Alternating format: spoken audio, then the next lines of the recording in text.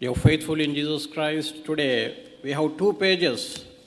And one page is about today's homily, and the second page is about our diocese, our home diocese.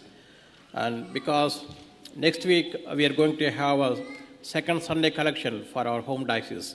That's the reason why I want to give some details, information about my diocese. So first, I will preach about the homily today. Dear faithful in Jesus Christ, today we celebrate a very special day in the church, the feast of Christ the King. This is the last Sunday of our church year. Next week, we will begin a new year with the first Sunday of Advent. So, the church ends the year by reminding us of something very important. That is, Jesus is the King. Not only of the church, not only of believers, but the King of the whole universe. Many people think this feast is very old, but it actually began less than 100 years ago. It was started in 1925 by Pope Pius XI after the terrible days of World War I. The world was hurting. People had suffered and died. Countries were fighting. Many leaders were pushing Jesus out of public life. They were building governments and societies that did not follow God's law.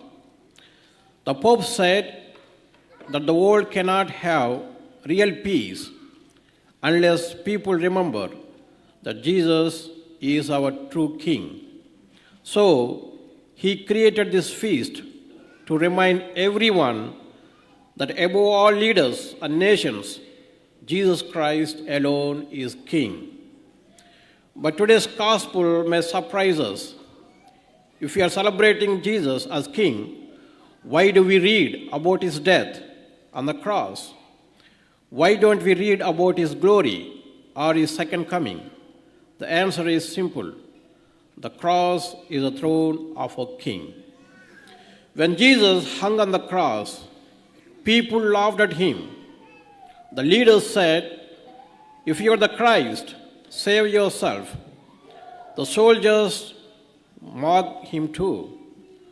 They put a sign above his head that said, "This is the King of the Jews," not to honor him, but to make fun of him. In the eyes of the world, Jesus did not look like a king. He looked weak. He looked defeated. But Jesus shows us that his kingdom is not like earthly kingdoms. Earthly kings rule with armies, power, money, and force. Jesus rules with love, sacrifice, and mercy.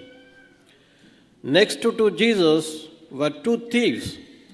One thief mocked him, but the other thief did something beautiful. He looked at Jesus and said, "Jesus, remember me when you come into your kingdom." Even though Jesus was suffering, the thief saw that he truly was a king. And Jesus answered, "Today you will be with me in paradise."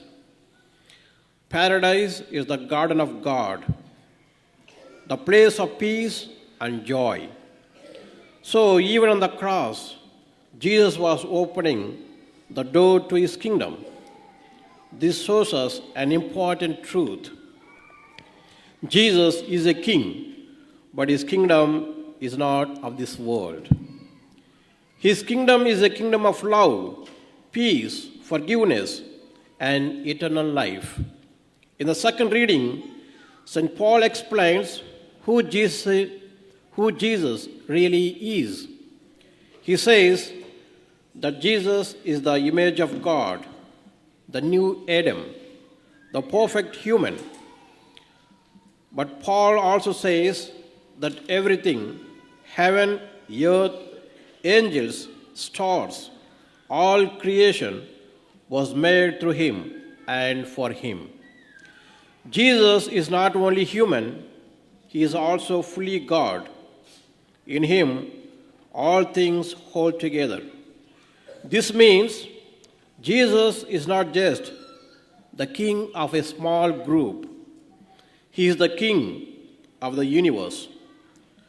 So, what does this feast mean for us today? It means that Jesus wants to be the king of our hearts, the king of our families, the king of our decisions, and the king of our lives. When we choose love over hate, forgiveness over anger, and peace over fighting, we show that we belong to his kingdom. Like the good thief, we too can pray, Jesus, remember me. And Jesus will gently answer us, you are mine, you belong to my kingdom.